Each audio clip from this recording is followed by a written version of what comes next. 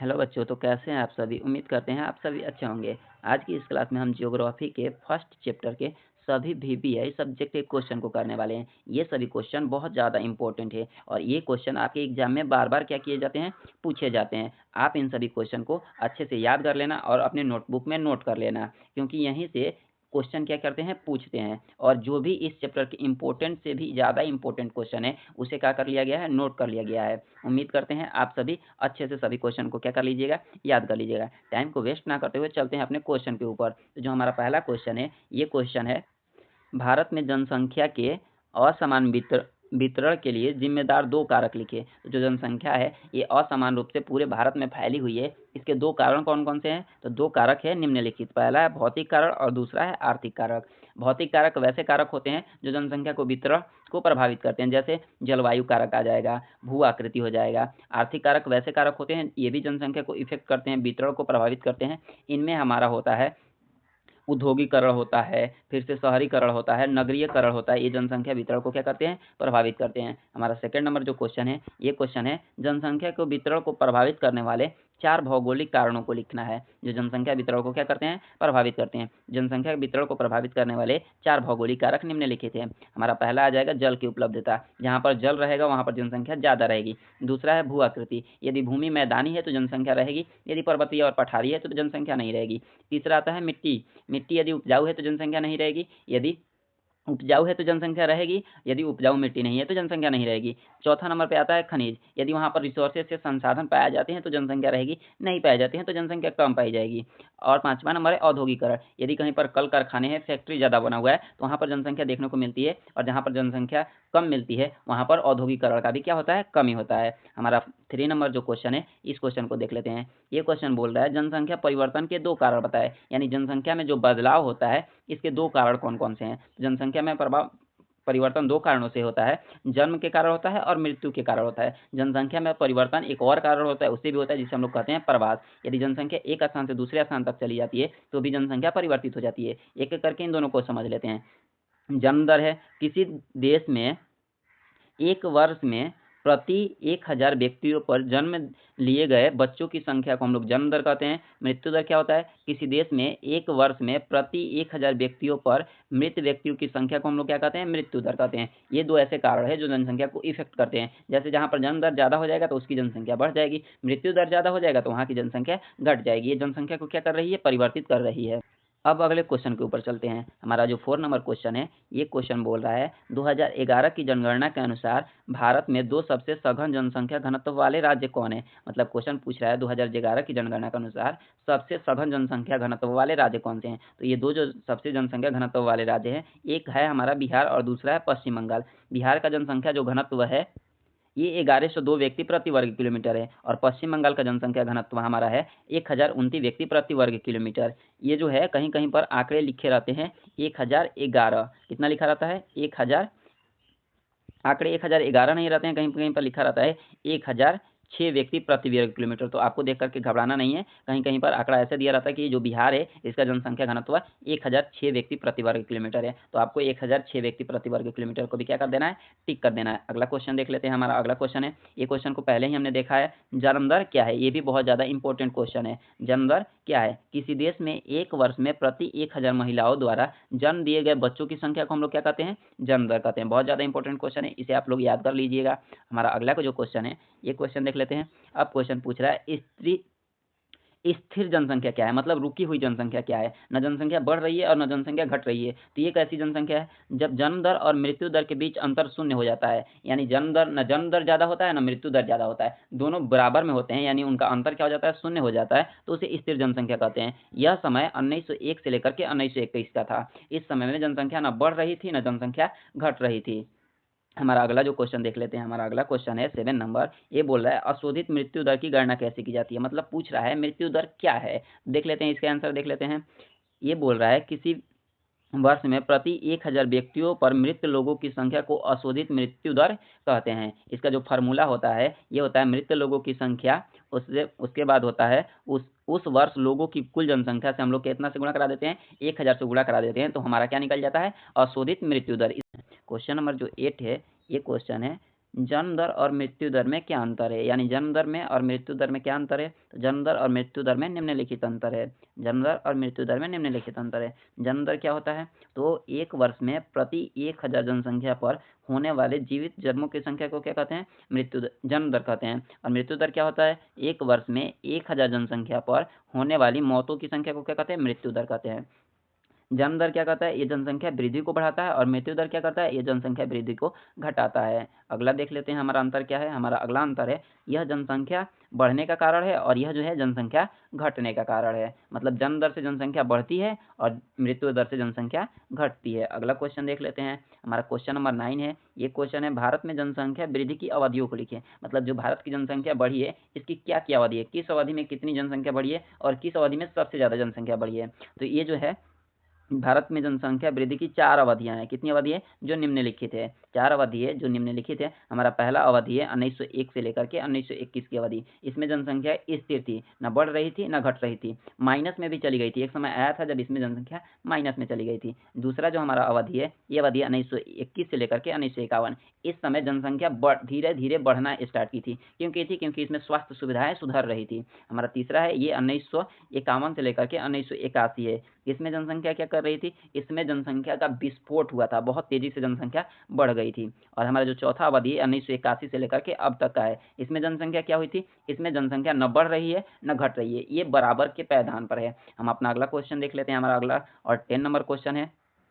ये क्वेश्चन है, जनसंख्या संगठन से आप क्या समझते हैं? मतलब जनसंख्या संगठन क्या है? तो देखते हैं जनसंख्या संगठन क्या है। जनसंख्या संगठन, जब जनसंख्या का विभाजन उसके आयु, लिंग, भाषा, धर्म, जन्म स्थान आदि के आधार पर कर दिया जाता है तो उसे जनसंख्या संगठन कहते हैं। जब जनसंख्या के विभाजन उसके आयु के आधार पर कर दिया जाता है कि कितने लोग 10 वर्ष के हैं, कितने लोग 50 वर्ष के हैं। जब जनसंख्या का विभाजन लिंग के आधार पर किया जाता है कि कितने लोग स्त्री हैं तो कितने लोग पुरुष हैं, भाषा के आधार पर कितने लोग मतलब हिंदी बोलने वाले हैं तो कितने लोग मराठी बोलने वाले हैं। उसके बाद से धर्म के आधार पर कितने लोग क्या बोलते हैं, कितने लोग हिंदू हैं तो कितने लोग मुसलमान हैं। जन्म स्थान के आधार पर कितने लोगों ने क्या किया, मतलब गाँव में जन्म लिया और कितने लोगों ने शहर में जन्म लिया। जब इसके आधार पर जनसंख्या का विभाजन कर दिया जाता है तो उसे ही हम लोग क्या बोलते हैं? जनसंख्या संगठन। अगला क्वेश्चन देख लेते हैं, हमारा अगला और लघु उत्तरीय का सबसे अंतिम जो क्वेश्चन है, ये क्वेश्चन पूछ रहा है, मुख्य श्रमिक किसे कहते हैं? तो जो मुख्य श्रमिक क्या होते हैं? जो व्यक्ति 365 दिन में 183 दिन से ज़्यादा काम करता है उसे मुख्य श्रमिक कहते हैं। ये श्रमजीवी संगठन का पहला जो है श्रमिक का पार्ट है। ये 3 प्रकार का होता है श्रमजीवी संगठन। एक होता है मुख्य श्रमिक जो 183 दिन से ज़्यादा काम करता है, और दूसरा होता है सीमांत श्रमिक जो 183 दिन से कम काम करता है, और चौथा होता है अश्रमिक जो एक भी दिन काम नहीं करता है। अब हम दीर्घ उत्तरीय क्वेश्चन को देख लेते हैं। जो हमारा दीर्घ उत्तरीय क्वेश्चन का पहला जो हमारा क्वेश्चन है, ये क्वेश्चन है, जनसंख्या के व्यावसायिक संगठन का वर्णन करें। मतलब कार्य के आधार पर जनसंख्या को कैसे विभाजित किया गया है। तो देख लेते हैं इसका आंसर। जो इसका आंसर है, व्यावसायिक का अर्थ होता है वह आर्थिक उत्पादक कार्य जिसमें व्यक्ति अपना रोजी-रोटी कमाता है। जनसंख्या का व्यावसायिक संगठन वह व्यवस्था है जिसके अंतर्गत देश की कार्यशील जनसंख्या विभिन्न आर्थिक क्रियाकलाप प्राथमिक, द्वितीय, तृतीय तथा चतुर्थ व्यवसाय में विभाजित होती है।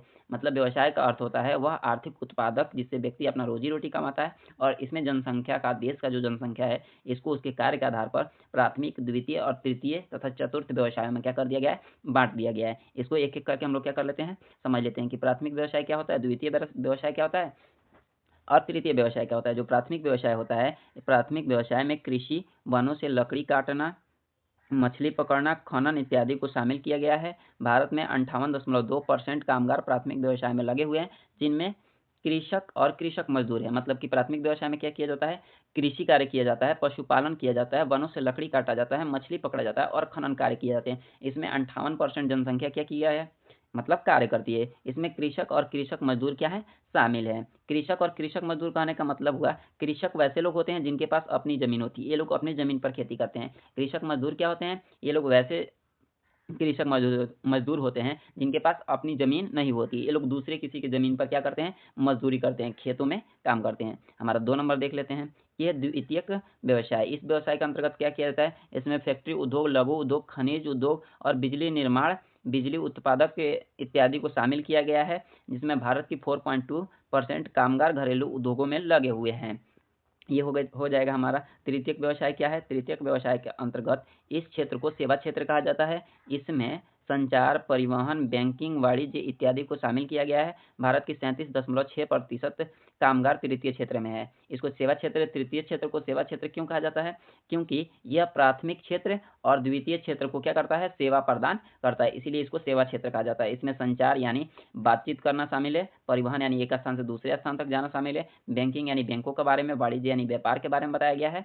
इसमें जो भारत की जनसंख्या 37% जनसंख्या अपना कार्य करती है। हमारा अगला क्वेश्चन देख लेते हैं दीर्घ उत्तरीय का। दीर्घ उत्तरीय का जो हमारा 2 नंबर क्वेश्चन है, ये भी बहुत ज़्यादा इंपॉर्टेंट है। ये क्वेश्चन कह रहा है भारत में जनसंख्या घनत्व की व्याख्या करें। मतलब भारत में जो जनसंख्या घनत्व है, कहाँ पर ज़्यादा है, कहाँ पर कम जनसंख्या पाई जाती है।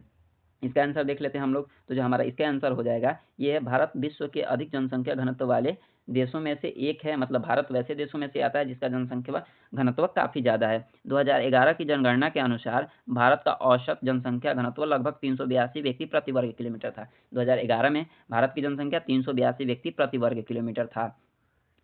भारत में जनसंख्या घनत्व सभी क्षेत्रों में समान नहीं है। जो भारत इतना विशाल देश है, यहाँ पर सभी क्षेत्रों का जनसंख्या घनत्व समान नहीं है। कहीं पर जनसंख्या घनत्व कम है, तो कहीं पर जनसंख्या घनत्व ज़्यादा है। बल्कि इसमें काफ़ी असमानता पाई जाती है, मतलब कहीं पर ज़्यादा तो कहीं पर कम देखने को मिलता है। अब देख लेते हैं कुछ सबसे ज़्यादा जनसंख्या घनत्व वाले क्षेत्र।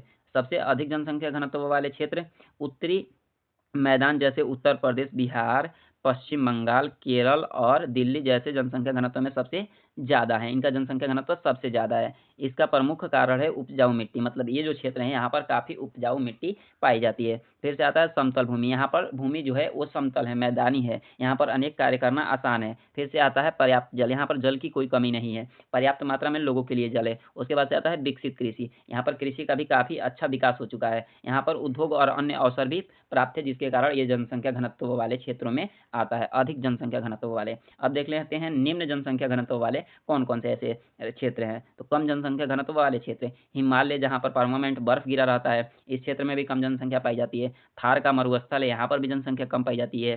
फिर से पूर्वोत्तर भारत के पर्वतीय भाग तथा अंडमान निकोबार द्वीप समूह में जनसंख्या घनत्व कम पाया जाता है। क्यों पाया जाता है, इसको भी देख लेते हैं। यहाँ भौगोलिक परिस्थितियाँ, प्रतिकूल जलवायु और सीमित संसाधन होने के कारण, मतलब यहाँ पर जनसंख्या इसलिए कम पाई जाती है क्योंकि यहाँ पर भौगोलिक परिस्थिति विपरीत पाई जाती है। प्रतिकूल जलवायु नहीं पाया जाता, मतलब कि कहीं पर ठंडा ज़्यादा पड़ता है तो कहीं पर ज़्यादा गर्मी पड़ता है। यहाँ पर सीमित संसाधन है, यानी ज़्यादा मात्रा में संसाधन भी यहाँ पर नहीं पाए जाते हैं। हमारा दीर्घ उत्तरीय क्वेश्चन का सबसे अंतिम क्वेश्चन देख लेते हैं। ये क्वेश्चन क्या कर रहा है? तो ये क्वेश्चन है भारत में जनसंख्या की असमान वितरण के कारकों की विवेचना करें। मतलब जो भारत है, यहाँ पर जनसंख्या का वितरण असमान है, कहीं पर ज़्यादा है तो कहीं पर कम है। ऐसा क्यों है? तो इन्हीं कारणों को देखते हैं कि क्या-क्या ऐसे कारण है जो जनसंख्या के वितरण को प्रभावित करती है, उसी के बारे में हम लोगों को जानना है। तो देखते हैं इसका आंसर क्या हो जाएगा। इसका आंसर है भारत में जनसंख्या के असमान वितरण के कारक निम्नलिखित हैं। निम्नलिखित कारक है, भारत में जनसंख्या का वितरण समान नहीं है। सही बात है, भारत में जनसंख्या का वितरण समान नहीं है, कहीं पर ज़्यादा है तो कहीं पर जनसंख्या कम पाई जाती है। कुछ क्षेत्रों में जनसंख्या अत्यधिक सघन है, मतलब कहीं पर ज़्यादा जनसंख्या है, जबकि कुछ क्षेत्रों में बहुत कम जनसंख्या है। इसके पीछे अनेक प्राकृतिक, आर्थिक और सामाजिक कारक मौजूद हैं। इन सभी कारकों को एक-एक करके हम लोग जान लेते हैं। जो इसका प्राकृतिक कारक, जिसे भौगोलिक कारक भी कहते हैं, इसे देख लेते हैं। इसमें जलवायु आता है, फिर से भूमि की बनावट आता है, उसके बाद मृदा की उपउर्वरकता आता है, उसके बाद से जल की उपलब्धता आता है। इसको एक-एक करके समझ लेते हैं। समशीतोष्ण जलवायु, समशीतोष्ण और अनुकूल जलवायु वाले क्षेत्र में जनसंख्या अधिक पाई जाती है, जबकि ठंडे और गर्म और शुष्क इलाके में जनसंख्या कम पाई जाती है। ऐसा क्यों? जैसे मान लो कि कोई ठंडा, अधिकतर वहाँ पर सालों भर ठंडा ही पड़ता है, तो वहाँ पर जनसंख्या कम पाई जाती है। वहाँ पर अधिकतर जनसंख्या कम इसलिए पाई जाती है क्योंकि वहाँ पर कहीं-कहीं पर देखते हैं हम लोग कि वहाँ पर गर्मी भी ज़्यादा होता है। ज़्यादा गर्मी और ज़्यादा ठंड वाले इलाके में जनसंख्या कम पाई जाती है। लेकिन जहाँ पर ना ज़्यादा गर्मी पड़ता है और ना ज़्यादा ठंडी पड़ती है, वहाँ पर जनसंख्या अधिक देखने को मिलती है। हमारा जो अगला है, ये अगला टॉपिक देख लेते हैं। अगला है भूमि की बनावट।